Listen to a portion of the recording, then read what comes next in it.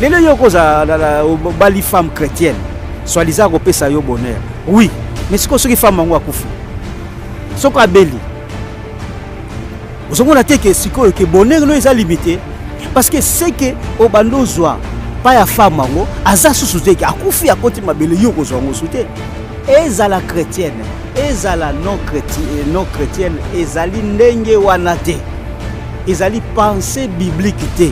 Il fallait qu'on développe encore plus sur cette femme-là. Donc, dans le dengue spirituel, on peut découvrir cette femme-là et puis le bonheur là que cette femme peut nous donner. Christ joue maintenant ici le rôle de la femme. Dengue moko kaka a joué rôle dans Ebandeli. Quand Adam a enfanté Ève. Si la croix sous ce Jésus-Christ a enfanté l'église donc a représenté femme. Femme physique na biso a ça jamais bonheur. Pourquoi? Parce que le bonheur ndenge zawana, le bonheur est éternel. Le bonheur est éternel. Et puis le bonheur, c'est le repos en Jésus-Christ. Moi, na Nzambe, abala agaga moi na Nzambe. Soki oke bala moi na Babylone, okozana ba problème. Yangona ti ozawana, oza jeune fille, oza jeune garçon, olingi ko bala mutu asambelaka. Wana eza recommandation parce que to bala na kati ba famille na biso chrétienne. Nous sommes une famille mise à part.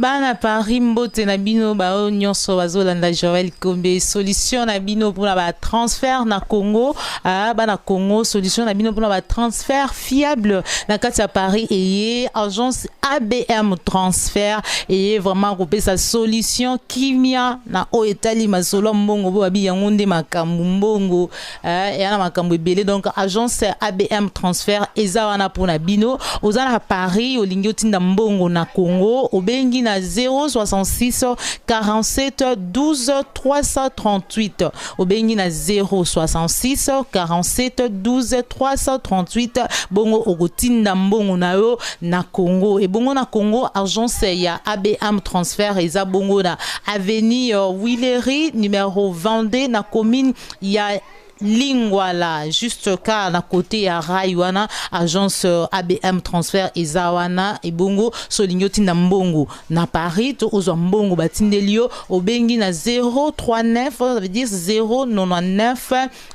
92 033 70 ozo mbongo na yo na ba condition ya PPL agence ABM transfert Makambu. Chers internautes de 3W plus clair télévision, mbote na bino nyonso ozwami liboso ya ba télévision na bino, liboso ya ba téléphone na bino, liboso ya ba ordinateur pe tablette na bino pour na kolanda celle que l'on appelle bien Joël Kombe Joe Washington la Combelaise qui est toujours là pour vous informer, vous divertir et puis vous détendre à travers mes invités na plateau na ngai. Lelo toujours betali solo moko eza très important ma vie très important pour eloba manganango bato nyonso bayebi yango mais lelo to découvrir yango na version mususu bana nzambe bandeko nyonso surtout bana basi na bino ba mibali ba jeune na babali te babi eza vraiment intéressant babi lelo à boire et à manger na plateau ya plus clair télévision na 4 émissions vérité de tous côtés mais avant tout je dis d'abord un grand merci à celui qui est derrière la caméra Opima Fuku. Nabo sanité, c'est lui qu'on appelle Fabrice Congo na kata Maroc, babi grand frère à frère Fortune Mbala. Bambote na obisiko zali. Nabo sanité na kata Brazzaville, babi restaurant au Solingi. Olanda bémission, il y a Joël Kombe na frère Fortune, na frère Pense, babi okie na restaurant Mboka Mboka, chez Mama Priska.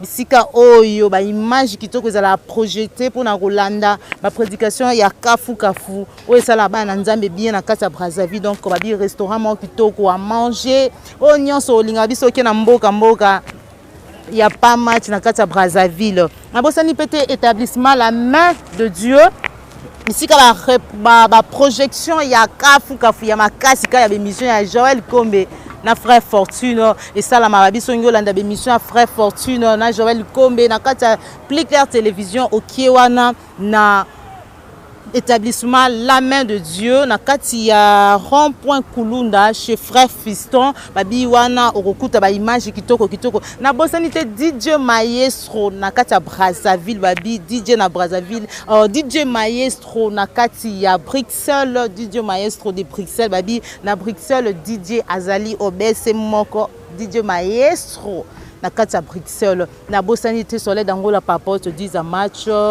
ouais OK tout continuer avant tout continuer tous voir réaction il y a frère pense avec qui trouver ta sujet on a outué sabino nabi à boire et à manger. La Bible nous dit qui trouve une femme trouve le bonheur. Mais lelo frère pense à lobby version oyo bate akabizo église wana version obiso to yebeli wana babi yango tende makambo ce que tu dois découvrir. Il s'agit de quelle femme? Comment est-ce qu'on peut trouver une femme pour qu'elle ait la bonheur? Donc il y a un mélana au lia à ande ba boire et à manger c'est na français nga baloli yango la lingala et ça quatre na émission au cours de cet entretien je dis bonjour frère Ponce. Bonjour Joël Kombe. Bonne santé pe musana nzambe. Tout va bien, ndenge la lobaki la fois passée, partout où Tozoko se retrouver, ils en Afrique, ils en Europe, Tozote yakara sangomala mupona ko fongola batu miso po bakutoko okota ebele na lola. Donc yango na mission na biso en tant que ambassadeur pour Christ sur cette terre. Donc partout où tozali en tout cas, tozanga raté ko oteya ko motiver ko exhorter et consort nyonso wana pour la volonté de Dieu. Frère Penseur, il toujours développer sujet encore très important parce que la Bible nous dit quelque part que celui qui trouve une femme trouve le bonheur. Pour la bisondenge belé na ba nzambe ba yebi yango babi ce que trouver moi si malamu ou trouver bonheur. Parce que moi si malamu yango par rapport on est loko nini pour que non a version ya liboso parce que o ya mi balé koto ko mema ba na nzambe koto ko mema biso le loto découvrir et oya maintenant nous contexte non ya liboso est-ce que le lenge ni muto ko trouver une bonne femme. Bon donc ok d'abord dans contexte charnel et puis spirituel. Alors dans ndenge contexte charnel na kanisi to yebi yango et ça peut malamu totanga yango parce que beaucoup comme moi c'est lui qui trouve une femme trouve le bonheur bolobake et outi wapi si j'ai yango ndenge to baka awa to yara ko laksa biloko moko biblique sans biblique to le belangote parce que donc biso to zaka awa pour la vérité de Jésus-Christ yango na to gendo ko tanga c'est lui qui trouve une femme trouve le bonheur ce qui na Bible ezali Nini biblique oh lobami parce que des fois bah tout loba très souvent mais peut-être toi bah pété na mukanda nini ya Bible makambo lobami je dis un grand merci à Alain Biaï mon Pacifique mon Marie Biaï na bosanité président Moalfa un muluba qui se respecte na kata Paris frère pense tout kotanga Bible. Merci beaucoup. Donc ndenge te lobaka toujours partout bozali bolingaka na ère ya exaltation mateya et consort kozana bika feuille pour okomaka tango okotikala otikosala ba recherche encore peut-être okosala mieux que nous pour parole ya Nzambe nous connaissons en partie peut-être que yo oyeba plus o laksa pe batu mususu. Alors tokei na Proverbe 18 22 to découvrir makambo tozolobawa qu'on a démontré que Eza a bisoté, Eza est biblique. Proverbe 18, 22, Balobinini, celui qui trouve une femme trouve le bonheur, c'est une grâce qui l'obtient de l'Éternel. Eza simple que ça, donc Eza vraiment simple que ça, on dit toujours Eza français facile. Alors na ndenge bailakisa biso na ndenge lobamaka na baeglise, celui qui trouve une femme trouve le bonheur. Ezali mutu soko a trouvé femme ya malamu, a trouvé femme moko oyo azo satisfaire ye, a trouvé femme moko oyo azo salela ye nyonso, yango wana nde a trouvé bonheur. Kutu na bato basambelaka ba chrétien, donc en général balobaka ko oyo a trouvé femme chrétienne, oyo a trouvé femme chrétienne, ye a trouvé bonheur. Est-ce que eza pensée biblique ou bien eza lettre, ou bien eza simple lettre? Parce que ti eza wana, nous sommes ici pour na kobimisa pensée spirituelle na lettre. Yango même Paul alobi que la lettre ti l'esprit vivifie.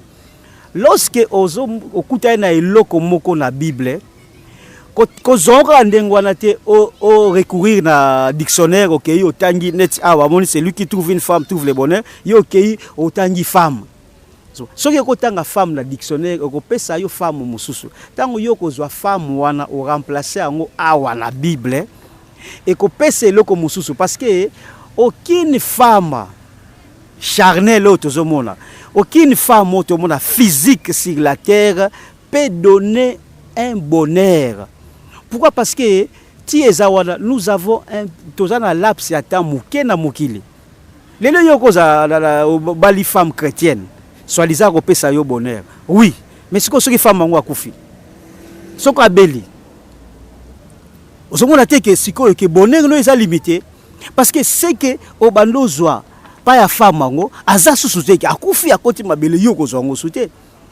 Ou bien à côté hôpital pendant 2 mois, 3 mois, ou bien à quel voyage. Si yo bonheur bandozo na femme wana monike kozala souté. Donc cela veut dire quoi? Cela veut dire que na ndenge ya charnel oyo bate ya kawana nyonso to yekola pe na Babylone, petit siko na église normale et lobamaka que celui qui trouve une femme trouve le bonheur. Ndenge bozwaka siko ye femme physique, femme charnelle. Ezala chrétienne, ezala non chrétienne, ezali ndenge wanate, ezali pensée biblique te. Il fallait qu'on développe encore plus sur cette femme-là. Donc, dans ndenge spirituel, on peut découvrir cette femme-là et puis le bonheur-là que cette femme peut nous donner. Voilà ce qu'on a aspect spirituel. Na éviter ce qui va question ezali toko répondre.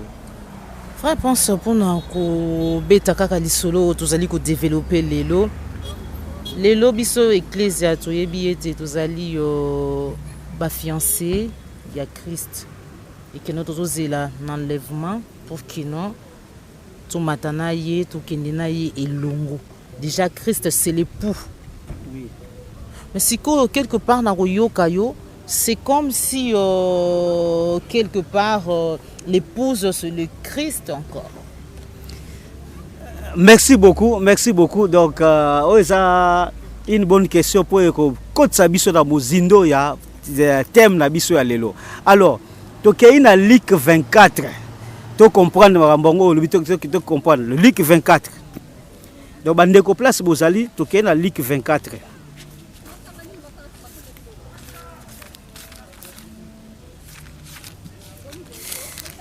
Donc, si vous avez la Bible, la Bible déjà place bozali de façon que tous à la bomoko. Luc 24 ezali boko otanga nyonso. Nous tozoko ciblé oyo qui nous concerne. Alors, to bandi na 43, donc Luc 24 biso banda 43. Il en est pris et il mangea devant eux 44. Puis il leur dit Jésus-Christ azoloba. Il leur dit, c'est là ce que je vous disais lorsque j'étais avec vous, qu'il fallait que s'accomplisse tout ce qui est écrit de moi dans la loi de Moïse, dans les prophètes, dans les psaumes. Donc, awa, tozongeli pour une bonne compréhension. Si tozongela kaboye, ils ont pour interpeller bino. Awa balbini, Puis il leur dit, c'est là ce que je vous disais lorsque j'étais encore avec vous, qu'il fallait que s'accomplisse tout ce qui est écrit de moi dans la loi de Moïse, dans des prophètes et dans des psaumes. Tout ce que nous répondre na mutuna na yo.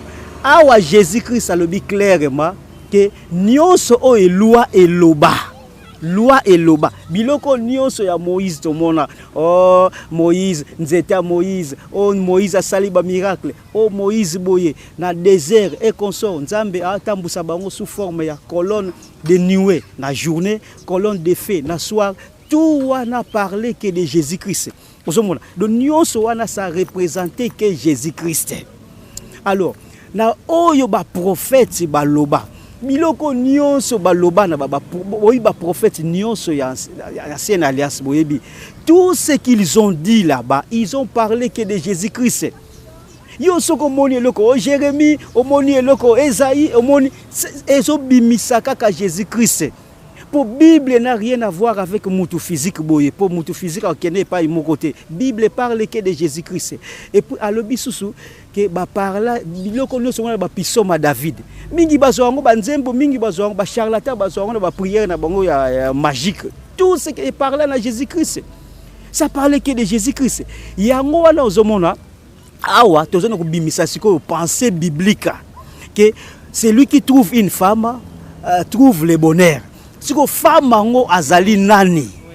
N'habite ce que la question donc avant oui, exactement frère pense à ceux qui batu landa biso bien ici surtout qui bien pensée biblique wana parce que nous lobby que non Paul dit que la lettre tue. Oui. Pensée biblique wana oui que non celui qui trouve une femme trouve le bonheur donc il s'agit bien du Christ et non de la femme charnelle ndenga na fandi bonne ça que non liboso ndenge baté ya biso ndenge toyeba que non se trouver besoin moi si ne baloba que non une femme une bonne femme c'est pas peut-être une femme de prière mais une femme qui craint Dieu déjà parce que si déjà une femme craint Dieu et sera déjà une femme de prière makambo belé donc là selon spiritualité selon dans le spirituel il s'agit bien de Jésus-Christ qui est la femme. Tozo kende ko découvrir yango sikoyo yango tokei parce que nyonso otolingi ezala démontré par la Bible. Jésus-Christ azoko se représenter awa ye moko alobi ba parla loi et parla ye ba prophète ba parla ye ba pison ba parla ye. Bref, tout ce qu'on a parlé la biloko ya ancienne alliance ça parlait que de Jésus-Christ. Yango Jésus-Christ tango ya qui a clairement que na ye ko abolir te mais ko accomplir tout ce que balobé là ye a ko kokisa yango sikoyo spirituellement. Yango na toke ko découvrir sikoyo ba biloko oyo tolobi awa bibliquement. Toke na Deutéronome 32. Ouais. Ben nzambe ka ndina ba ki babi lelo na cette émission et vérité de tous côtés na plus clair télévision à boire et à manger avec frère Pense. Merci beaucoup de tout ce que nous démontrer ce que l'écriture to bimisa femme wana bazolo bela c'est lui qui trouve une femme trouve le bonheur. To nous bimisa femme ngo. To na Deutéronome 32 bokotanga nyonso biso oyo concerné biso to na 18 tu as abandonné les rochers qui t'a fait naître. Et tu as oublié le Dieu qui t'a engendré. Awa, et ça clair, awa, tout le monde, que tout le monde, on parle de Moutou Azali Kobota. Tu as abandonné les rochers qui t'a fait naître. Donc, on abandonna libanga oyo et botayo. Or, nani abotaka. C'est pas l'homme abotaka, c'est la femme abotaka. Femme abotaka. Et de ces parties, tu as oublié le Dieu qui t'a engendré. Donc, awa tomonike, mutu oya botaka ezali moisi. Moisi. Nandenge siko ya ko découvrir qui est le rocher qui t'a fait naître. Nyonso oyo tokoko luka na monde oyo. J'ai toujours dit ça. Tout ce qu'on peut chercher sur la terre, la réponse nango est toujours na kati ya Bible. Ce qui n'est tu osana ba question et que osa ba réponse peut-être au luki bien te. Mais ce qui au luki on ko découvrir on kaka parce que ni osana Bible awa to moni ba bi clairement Tu as abandonné les rochers qui t'a fait naître. Ah, mais rochers ngo azanani wala. Tu as découvrir ce que rocher ngo pour compléter ce que ba penser na biso. En tout cas, à boire et à manger. Grand merci na batunyo so baza connecté au Azolanda biso sur 3W Plus Clair Télévision, votre émission. Abonnez-vous, vous allez vraiment ébélé à s'abonner na cette chaîne Nabino pour na recevoir ba information, pour na recevoir oignon sozali vraiment important pour na édification Nabino, pour na fortifier bino pour encourager bino bala nzambe. Merci beaucoup. Donc toujours au bakaka toujours que nous parlons que de Jésus-Christ et puis tu utilises la Bible, tu utilises le comme soutien. Quand il y a un problème qui te tourmente, il ne faut pas consulter des Bibles, des charlatans et consulte la Bible, tu auras la réponse. Ah, tu as découvert rocher au monde Deutéronome, rocher nani. Ce que tu as 1 Corinthiens 10. Dans 1 Corinthiens 10, biso to bandina de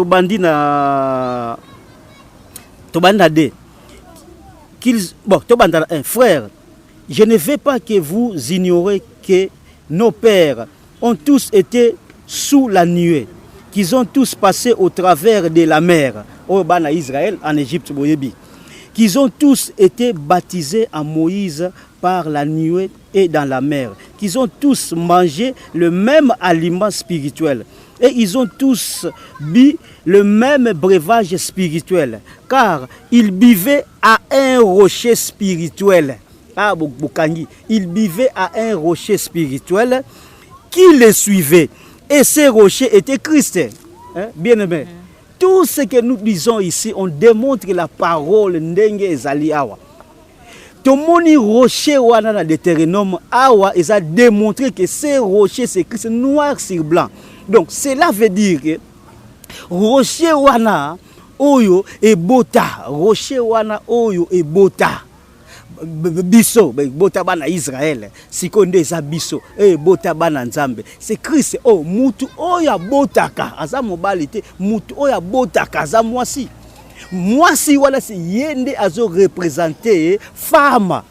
Donc, qui veut dire que Jésus-Christ a une représentation femme auto-démontrée awa. Parce que le rocher c'est Christ. Christ joue maintenant ici le rôle de la femme. Ndenge moko kaka a joué rôle na ebandeli. Quand Adam a enfanté Ève. Adam a enfanté Ève. Sur la croix sous ce ndenge moko Jésus-Christ a enfanté sikoyo église na ye do azo représenter femme. Bible écoute le dit clairement que il s'est humilié à se soumettre. Qu'on se soumettre veut dire aux ali ko représente aux ana représentation moko ya femme. Donc bakambo pour nous comprendre il faut oyeba ba écriture pour ce que oyeba écriture tu vas te poser beaucoup de questions mais nous tozo démontrer bino noir sur blanc. Alors ce question allez reposer non frère pense Holanda kaka pour no kanisa la vie ah peza batubele ba koki ko kanisa ba lenge belé parce que toujours dans la Bible les bito bana kolandela donc to mona que non tous les endroits où la Bible parle de la femme. Donc c'est bien Jésus-Christ parce que ceux qui ont leur femme soyez soumise. Ceux qui ont leur femme soyez soumise donc Jésus-Christ soit soumis. Merci beaucoup na sala ki malamu d'abord ya kotanga Luc 24:44 pour na kotalisa ke Jésus-Christ a clairement que loi nyonso et par là syrie. Psaume nion c'est par là syrie. Ba prophète nion c'est par là syrie. Tout ce qu'on a dans la Bible. Oh nzete, ça représente Jésus-Christ. Oh hippopotame, ça représente Jésus-Christ. Oh aigle, ça représente Jésus-Christ. Donc nyoka, même nyoka, oh yebi dans le désert. Ba tombola ki nyoka, serpent de rein. Aujourd'hui, Jésus-Christ représente serpent. Oh non, aussi. C'est le diable. C'est ça, mais ce qu'on a dans le désert, représentation de Jésus-Christ, pour la rubrique sabatou, et ça qui sert pas derrière le tombolaki. Donc, Yangoana, Bana Nzambe, ba parole ya Nzambe, ce qui osana compréhension et intelligence était bien aimé au tomber à côté, pe au kozala toujours na ignorance ya Babylone koto yekola na Babylone. Awa, te démontrer clairement que femme oyo bazolobela awa, c'est le Christ. Il y a beaucoup de versets bibliques, mais ainsi na oyo bozui to baksape moko Isaïe 66. To baksape moko Isaïe 66. On dirait frère pense à chambutu ba fiancé. Ma fiancée ça les choses Luka moi si oh Luka bonne femme. Ah déjà ne ba bongoli makambo babi. Ma vérité a beau il fallait ça ka. Ouais. Donc awa ndenge to bi toujours donc chaîne oyo. Donc tango bozo ka mateya awa Plus clair TV. Tango bozo ka mateya boye bake bozo ka vérité, bo saisir l'occasion parce que tokozalaka na binote, il y aura un temps où on va passer, c'est fini, ceux qui vont saisir, c'est fini, vont perdre. Pour ici, on parle que de la vérité. Donc, non, nous prêchons la vérité et non l'argent. Et nous ne prêchons pas les miracles. Parce que les miracles, ils accompagnent Bisso. Il y a un miracle. Bon, donc, toujours penser à Bisso, dans Esaïe 66, au Kotanga, il n'y a pas de problème. Bisso, il y a 9. Yesu azoloba. Nzamba azoloba pour ça mutu moko. Donc quand tu veux penser elingai mingi à partir de makambo yo yango zomona mingi ba séparer Jésus na Nzambe. Zomona Jésus na Nzambe mais wana toko kota débat wana te. Jésus azali Nzambe. Alors Esaïe 66 9. Ouvrirai-je les seins maternels pour ne pas laisser enfanter, dit l'Éternel. Qui enfante? Tout le monde dit awa qui enfante? Tokobi, moi qui fais naître, empêcherai-je d'enfanter, dit ton Dieu. Il mais tu as là verset biblique. Donc représentation à Jésus-Christ, et ça comme une femme à Zokobota. Yango na sikoyo femme oyo yeba lobeli kuna na proverbe, c'est lui qui trouve une femme. Trouve le bonheur. Maintenant, tu découvrir femme. Femme, c'est noir sur blanc, c'est les rochers. Les rochers qui fait naître, c'est Jésus-Christ de Nazareth. Wana isa clair, mutumoko contredité parce que c'est biblique. Oyo ba yeba kité ba saisir l'occasion. Ya ko yeba ke femme o ba le proverbe lo bela wana, c'est Jésus-Christ. Maintenant, tu kei ko découvrir bonheur. Donc, d'habiter ce qui question ezali. Pour ce que ça avant tout évoluer si ko lelo suto bitozonga na mwa musuni na mwa musuni kande tozolobela na ndenge batu bayebela qui trouve une femme trouve les bonheurs batu qui peut être focalisé na koluka femme par des caractères par certaines choses que non une femme des prières une femme qui craint Dieu une femme où azata musuna na conduite malamu ezaleli malamu ndeye wana mwasi malamu oya ko pesa yo quand même bonheur que kimia pour passer mais tout passe peut bazali makasi que non moi si tout passe mais déjà se trouver une bonne femme ou qui trouver moi kimia bonheur pensate pour ndingo lobi que non bonheur c'est Jésus-Christ bonheur pensate mais bato bazaki déjà focalisé que tant azoluka moi si fiancé qui focalisé na verset biblique qui trouve une femme trouve le bonheur et que non la bonne femme c'est quelle femme elle est capable de boyer de bâtir sa maison de Bible les a dit que parce que batouana lelo bande ko na biso tamsu ya mibali bakola nda biso par rapport na compréhension oyo penza opesango clair vraiment na 4 appli clair télévision émission na biso vérité de tous côtés. Merci beaucoup. Donc, on a assure que ce qui est le Nzambe atinda biso, et ça pour cette raison, que l'on l'a battu dans l'ignorance, battu ba bima na lettre, ba comme na esprit. Yango na siko mission na biso yango. C'est lui qui trouve une femme trouve le bonheur, n'a rien à voir na pensée spirituelle na femme oyo ko trouver. Oko trouver femme lokola Marie, oko trouver femme lokola Sarah, oko trouver femme lokola nyonso bolingo ya malamu ndenge pe bozana bobala basi ya malamu bango te bazolobela awa na pensée spirituelle parce que femme physique na biso akoko pesa jamais bonheur. Pourquoi? Parce que le bonheur ndenge za wana le bonheur est éternel. Le bonheur est éternel et puis le bonheur c'est le repos en Jésus-Christ.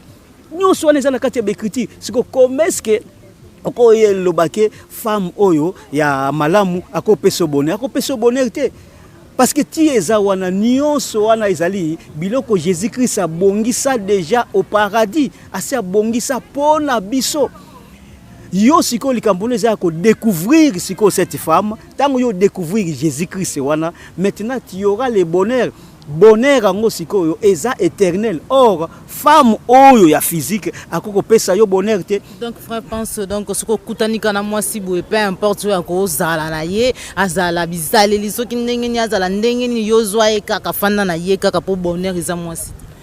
Merci beaucoup. Na oyo Paul azo recommandé biso to sambelaka ya solo de véritables disciples. Faut to bala na entre biso. Mwana na nzambe abala kaka mwana ya nzambe soki okebala mwana ya Babylone okozana ba problème yango na ti oza wana oza jeune fille oza jeune garçon olingi kobala bala mutu o asambelaka wana eza recommandation parce que to bala na kati ba famille na biso chrétienne nous sommes une famille mise à part biso tu mise à part. Tous déjà ba sacrificateur Jésus-Christ a souverain sacrificateur. Si on commence que yo la sacrificateur OK bala susu libanda. Vous avez dit que osa à côté.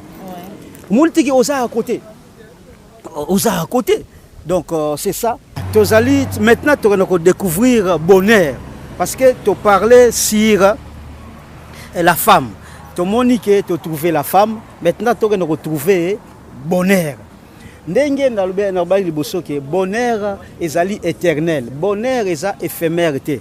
Bonheur oyo bazo parler awa eza na tante ke vivre bonheur après esili. Non, ici on parle de bonheur éternel. Yango wana eza malamu to na kotanga yango. Alors, tokei na Psaume 16. Na Psaume 16 11 ba ebisi biso ba version eza ebele, mais biso tozi version malamu babi. Tu me fais connaître le chemin qui conduit à la vie. Quand tu es là, la joie déborde.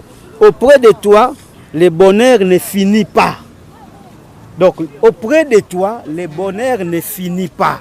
Awa to monike, bonheur oyo bazo parler, ezali sans fin. Bonheur moko oyo eko zala jamais na mokilio tozomona. Même cette terre oyo tozomona. Terre oyo eko subir purification.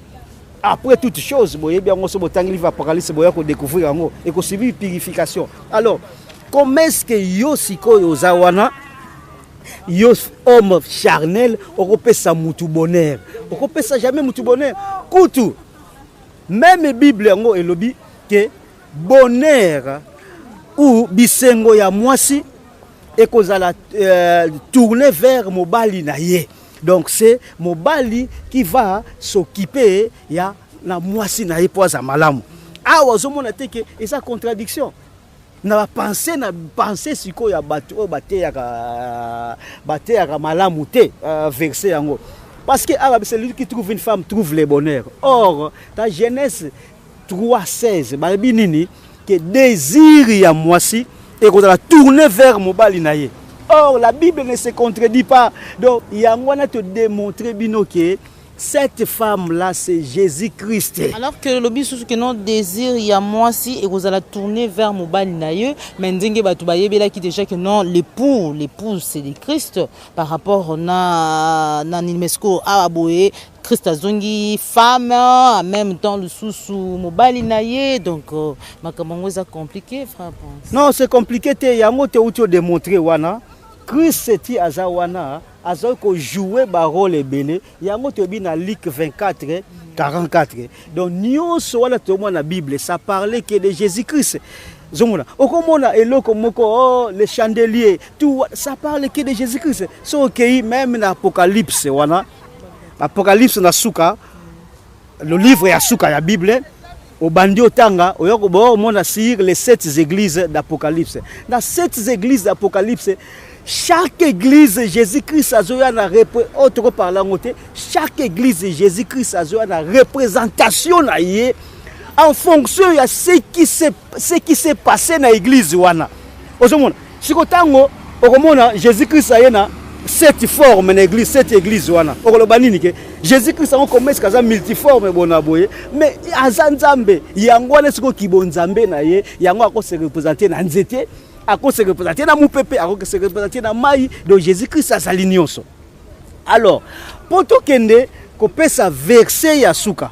Na ba verset o to pesi na asir possible comprendre yango pour te démontrer yango à partir ya ba base biblique. Toke sikoyo na proverbe susu, toke na proverbe 8. Pour nous voulons que bo comprendre yango de façon que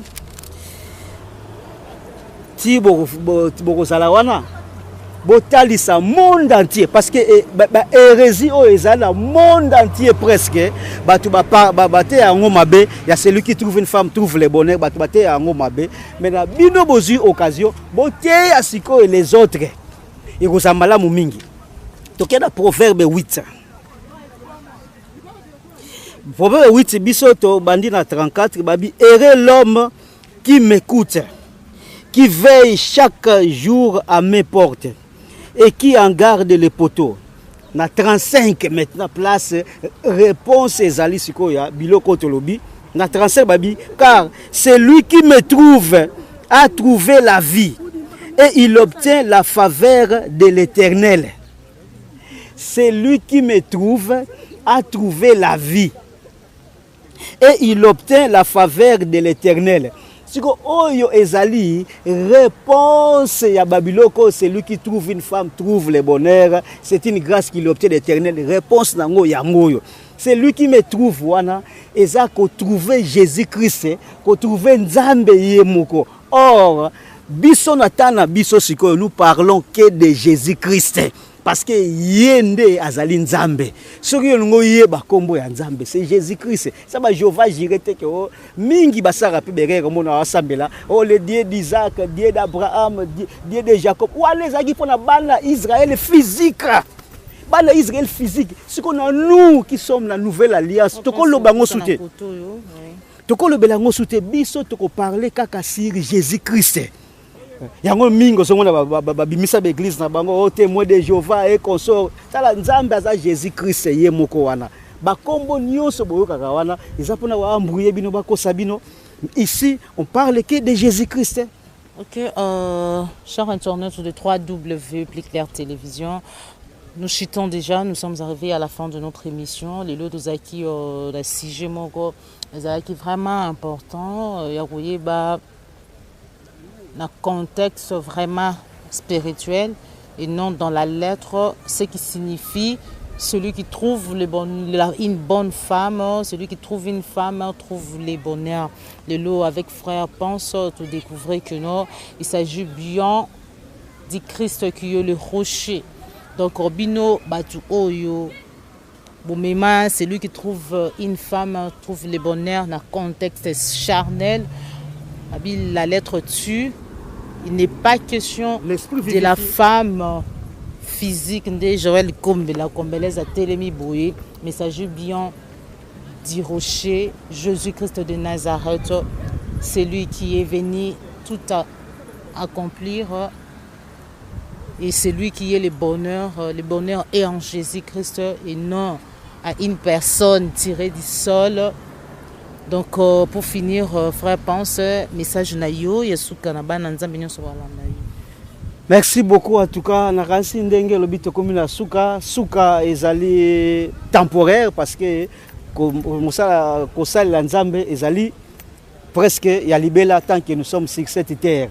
Donc je crois que prochainement encore il y aura encore d'autres thèmes autres développés. Mais pour na lelo bana nzambe nyonso partout où bozoko se retrouver na monde. Boye bake biloko oyo bateya biso ya celui qui trouve une femme trouve le bonheur bateya biso na femme physique oh moi c'est malamu ya bongola motema yango te ba parler sur na proverbe awa la proverbe 28-22 ba parler sur Jésus-Christ. Ce que yo trouver Jésus-Christ nde ozana bonheur ya libela bonheur ezaka na tante ata obali chrétienne oya suka do meilleur chrétienne du monde.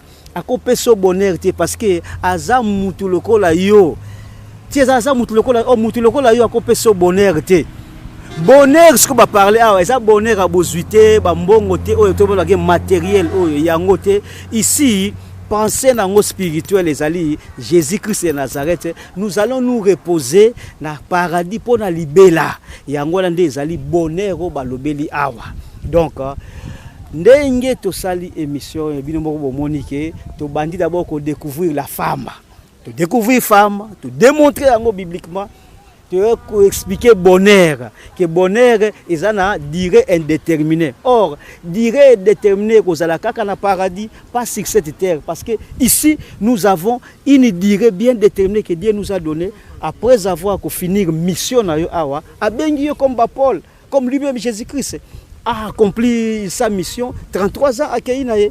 Donc je crois que ba nzambe oyo bokangi bola qui s'appelle bato mususu. Ne garde pas ça pour toi-même parce que oh ça va secret, ça va secret te auto démontrer. Mingi ba bien ngoté. Or ce qu'on a vraie parole te ya solo. Au kendeli felo parce que ozana ba levin. Donc zoa parole oyo talisa bato mususu poto bika ebele to kende na lola. Oyo nako loba à présent. Merci beaucoup frère François. Merci Mbalasima.